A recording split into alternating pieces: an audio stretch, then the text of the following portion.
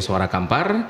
Kembali Anda mendengarkan program MUI Menjawab. Ini merupakan program kerjasama Radio Suara Kampar melalui Diskominfo Kabupaten Kampar dengan Majelis Ulama Indonesia Kabupaten Kampar. Dan pada hari ini, Kamis 5 Maret 2026, kita akan membahas terkait dengan fikih wakaf. Nah, untuk membahas itu di studio kita sudah kedatangan narasumber kita, Buya Insahir LC, Master Ekonomi Islam. Assalamualaikum Buya. Waalaikumsalam warahmatullahi wabarakatuh. Jadi lebih kurang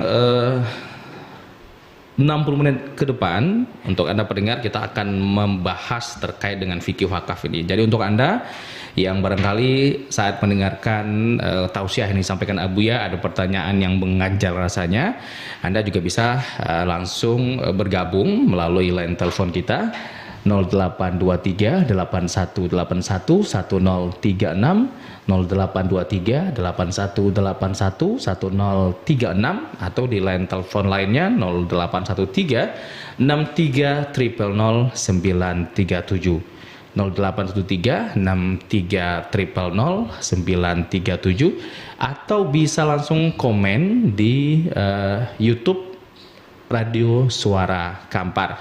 Nanti di sesi terakhir kita akan angkat penelpon dan juga bacakan komen yang masuk terkait dengan pertanyaan tentang fikih wakaf. Baik pendengar PPL Radio Suara Kampar, langsung saja kita berikan waktu kepada Abuya Insahir. Silakan Buya. Baik, terima kasih. Bismillahirrahmanirrahim. Assalamualaikum warahmatullahi wabarakatuh. Waalaikumsalam warahmatullahi wabarakatuh. Alhamdulillahi rabbil alamin. Wassalatu wassalamu ala ashrafil mursalin wa ala alihi wa ashabihi ajma'in. Asyhadu an la ilaha illallah wahdahu la syarikalah wa asyhadu anna Muhammadan abduhu wa rasuluhu la nabiyya ba'dah. Allahumma salli ala Muhammad wa ala alihi wa ashabihi ajma'in. Ya ayyuhalladzina amanu ittaqullaha haqqa tuqatih wa la tamutunna illa wa antum muslimun.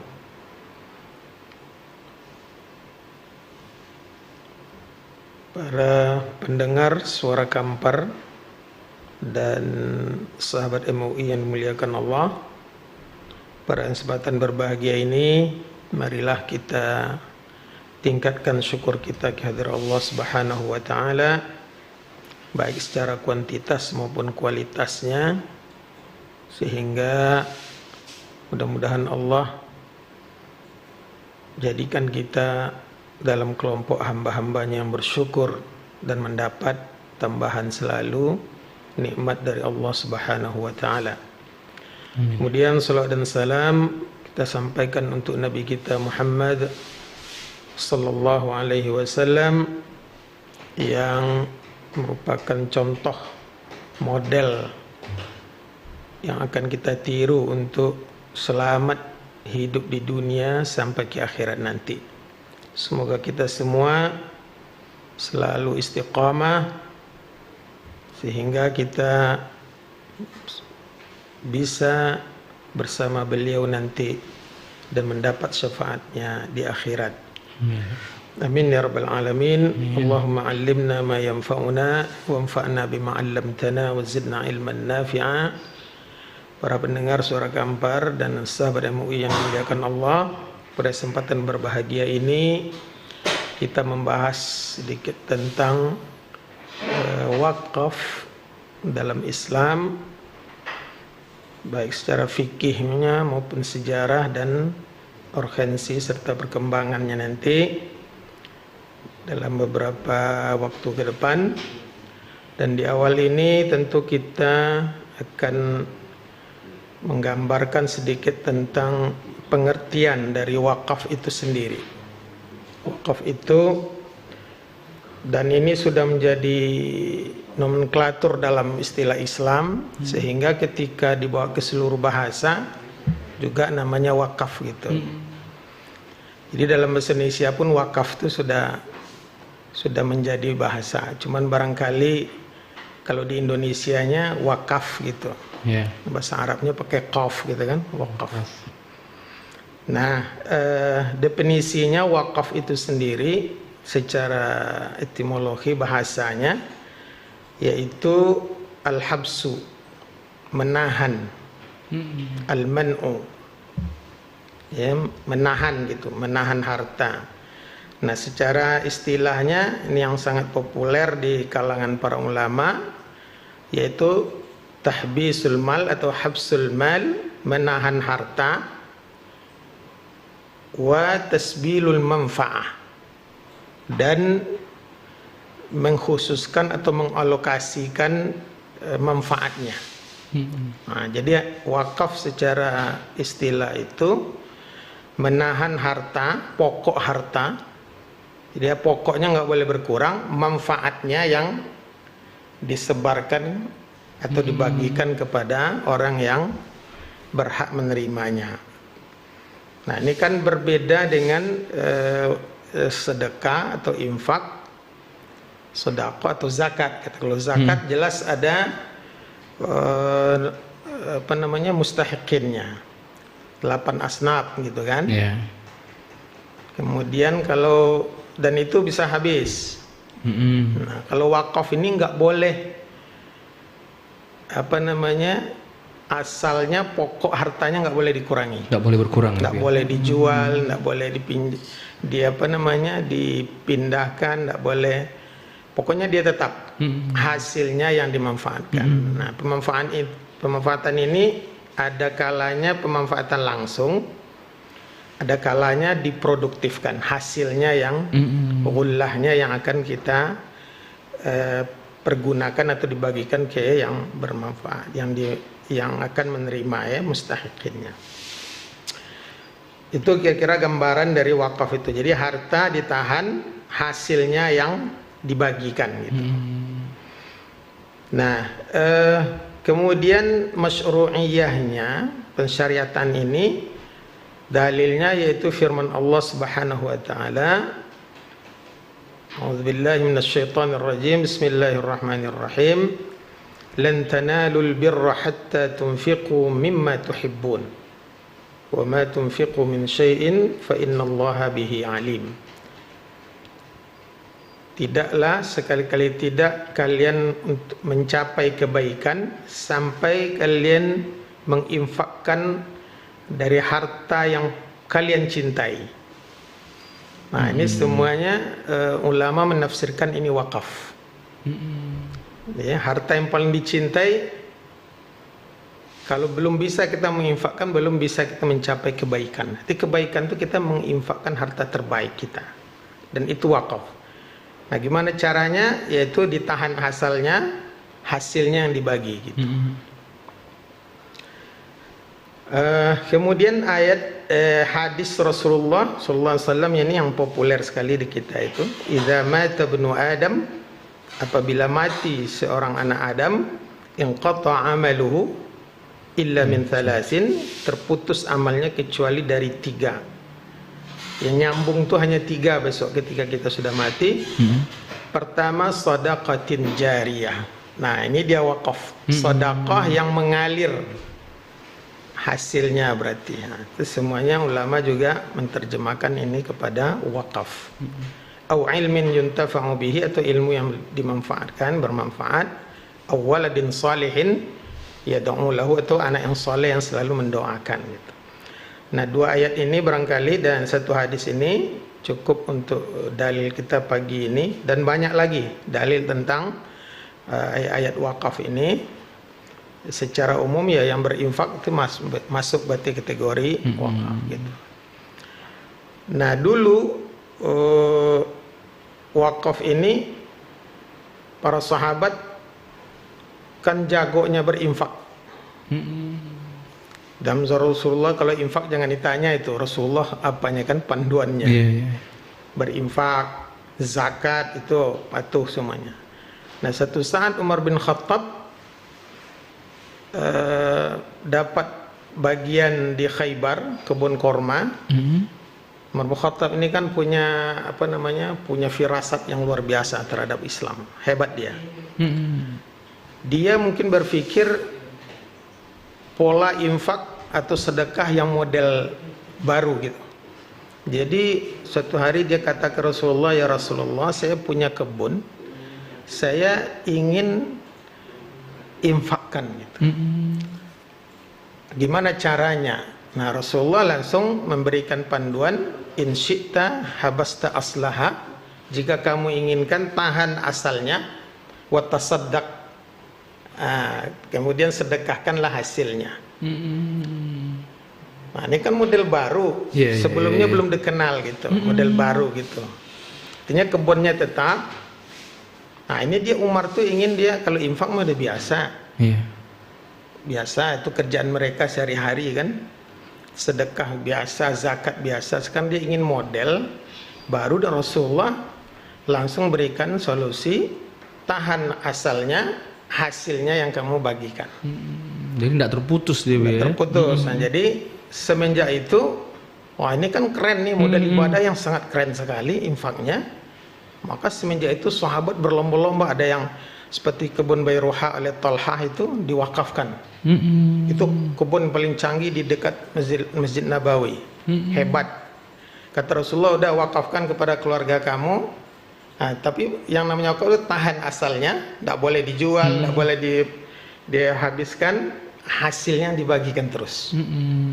Nah, ini kan selama hidupnya kurma 150 tahun, berarti selama itu nggak boleh.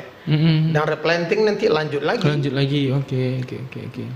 Akan keren nih, ini dia infak yang lama bertahannya, bisa turun temurun. Kalau hebat pemeliharaannya bisa ratusan tahun, ribuan tahun gitu.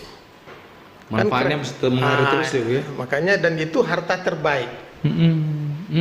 Harta yang paling kita sukai kalau hari ini kan kebun kurma, mobil, Alphard kan, kebun sawit kalau kita kan paling. Nah, gimana cara menginfakkannya ini? Nah, inilah diajar oleh Rasulullah dan diikuti oleh para sahabat. Ada yang menginfakkan sumurnya, beli sumur seperti Utsman itu, beli sumur lalu hasilnya diambil aja gratis. Nah, gitu. Nah, ini berkembang sehingga di zaman sahabat itu diriwayatkan oleh Jabir mengatakan hampir sahabat yang mampu ya, sahabat yang mampu yang tidak fakir gitu, semuanya tidak ada yang tidak berwakaf. Nah, kalau sahabat Rasul itu sekitar, oleh Imam Syafi'i mengatakan sekitar 140.000 orang, berarti seluruh sahabat Nabi itu berlomba-lomba untuk punya wakaf dalam kehidupannya. Karena keren sekali ini polanya. Karena hartanya ditahan, asalnya ditahan, hasilnya yang terus bergulir.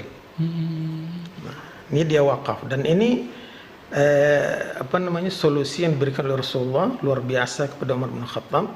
Dulu wakaf itu Rasulullah seperti Masjid Quba dipakai kan terus, nah itu manfaat juga gitu. Sekarang yang model baru yang kebun tadi, hasilnya yang disalurkan kepada orang-orang yang berhak atau yang membutuhkan manfaat itu. Nah, definisi umum tadi membawa perkembangan wakaf yang luar biasa. Jadi ada asal ditahan pokoknya, kemudian hasil dibagikan. Manfaat, berarti seluruh lini manfaat, seluruh lini kebaikan akan dicapai, dijangkau oleh wakaf ini. Oleh wakaf, oke. Nah, kan keren sekali dia lihat sahabat, kok semua berlomba-lomba mereka. Jadi zakat itu ada 8 asnaf. Tidak bisa kita bawa kemana-mana itu berdebat nanti fuqaha kan, diprotes orang nanti kita. Bawa umpamanya zakat bangun jembatan, heboh itu kan. Karena memang asnafnya jelas. Nah, kalau wakaf ini seluruh lini bisa manfaat, okay. Seluruh lini manfaat, ditahan harta kita lalu bayi manfaat itu. Nah, ini dia gitu.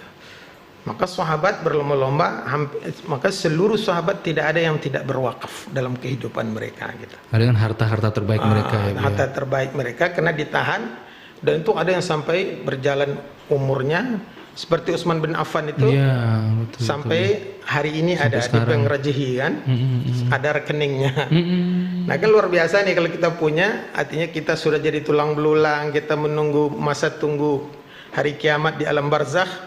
Pahalanya. Setiap hari infak kita berjalan, Tetap mengalir ya Bu ya. mengalir terus. Artinya ada harta kita yang diberikan ke fuqara wal masakin di setiap hari di sepanjang generasi. Sampai ada hotelnya kalau Banyak gitu kan. Nah ini yang apa namanya pengertian itu. Kemudian rukunnya wakaf ini, yaitu pertama wakif itu sendiri, orangnya yang berwakaf. orang yang berwakaf. Wakaf harus ada. Kemudian mauquf yang diwakafkan barangnya. Barangnya, oke. Kemudian mauquf alaih itu objeknya, kemana kita wakafkan. Kemudian siratnya. Siratnya itu ijab kabulnya. Jadi kalau kita titip kepada orang, namanya nazir wakaf nanti. Nazir wakaf itu termasuk unsur penting dalam wakaf, yaitu pengelola yang dipercaya gitu. Jadi kalau saya mewakafkan kebun sawit saya ini untuk, nah kan ada tuh peruntukannya, untuk membiayai anak-anak SD yang kurang mampu pas masuk sekolah, beli sepatu, beli buku, beli tas, pakaian. Seragam. Saya wakafkan 100 kapling umpamanya. Nah itu bisa hasil 500 juta per bulan. Kalau setahun berapa? Nah berapa umat anak-anak yang biasanya susah-susah untuk masuk, ada diperuntukkan gitu. Bisa itu dalam wakaf. Apa namanya, penerimanya diperuntuk langsung disebutkan oleh yang wakifnya gitu. Nah begitu modelnya gitu.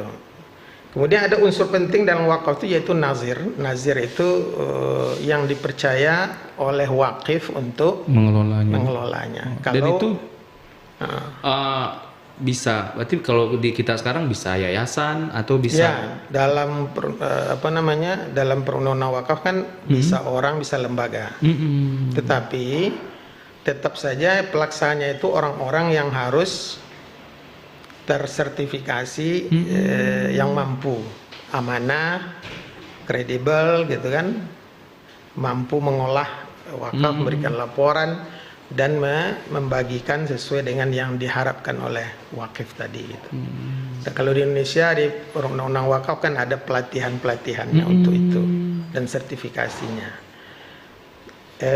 Kemudian pembagiannya ini banyak sekali, ada model, kalau model waktu adanya wakafnya mu'abbad. Pokoknya saya wakafkan sepanjang waktu.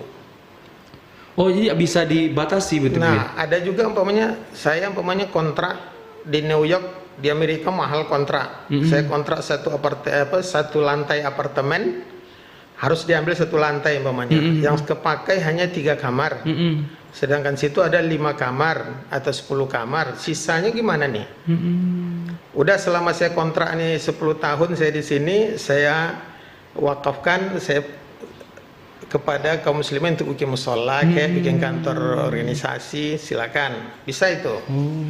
Begitu. Apa namanya, wakaf ini luas sekali apanya, pembagiannya. Ada yang sifatnya barangnya, ada yang bergerak kepada barang ya, ada barang bergerak diwakafkan, ada yang barang tetap seperti rumah, kebun. Yang bergerak itu uang, mobil, apalagi sekarang banyak sekali ya kan. Bisa motor roda 2, bisa apa namanya, eskavator kan. Pokoknya semua yang itu masuk dalam lingkaran yang bisa diwakafkan, yang bisa memberi manfaat ya Bu ya. Jadi itu kira-kira pengertian secara fikih sederhananya, memberikan gambaran kepada wakaf secara fikih Islamnya gitu. Baik. Pendengar PPL Radio Suara Kampar, itu baru pembukaan dari Buya, dan kita sangat tertarik sekali seperti yang tadi disampaikan Buya, bahwa ini wakaf ini sebuah ibadah yang ternyata bisa main lama manfaatnya, dan itu juga mengalir seperti yang disampaikan oleh Buya, sahabat-sahabat Nabi yang berwakaf sampai hari ini itu masih bisa dirasakan manfaatnya dari wakaf tersebut. Jadi untuk Anda ya barangkali punya pertanyaan di sesi terakhir, nanti kami terima telepon Anda di line telepon 0813 63 000 937 atau di YouTube juga boleh, silakan komen dan kita akan mengulas lagi terkait dengan wakaf ini. Jadi jangan kemana-mana, fokus di 103,8 FM dalam program MUI Menjawab.